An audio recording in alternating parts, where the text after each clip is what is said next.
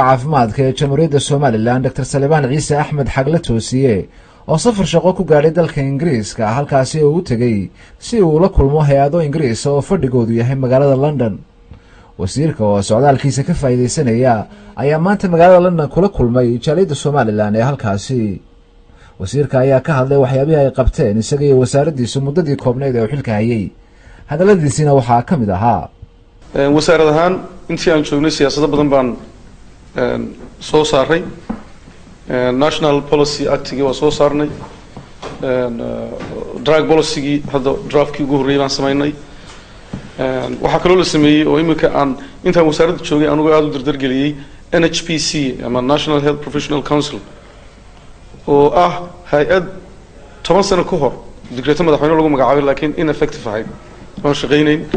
imika soo shaqaysiinay hay-adda waxaa loo abuuray in ay jeegarayso dhakhaatiirta ama muwaadiniin ha ahaadaan ama dibadda ka imanayaan inuu qofkani dhakhtar yahay dadka lagu hubiyo. mushkilada ugu waaweyn ee jira waxa weeye cid waliba dhakhtar bay sheegatay, cid waliba meel bay furatay, cid waliba wax bay daweynaysaa.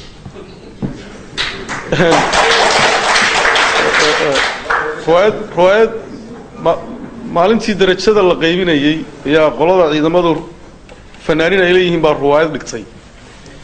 marka ruwaayaddii waxaa ku jiray mid baa wuxuu yidhi warniyo dhulkii yaraayeen masallaha ku lahaa baa ii qarxay.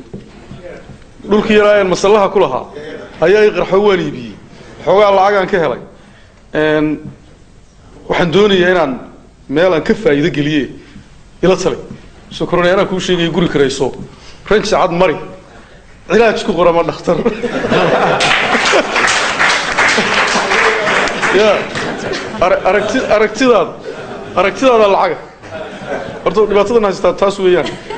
hargeysa meeshaad ka soo wareegto ama cilaaj baa ku qoran ama dhakhtar baa ku qoran ama clinic baa ku qoran. waxaanu hadda ku guulaysanay inaanu helno hay-ad baan ka codsanay 7 bilood ka hor inay noo iibiso doon ambulance oo ku dheereeya. way noo soo iibisay bishan June aakhirkeeda oo helayna insha Allah.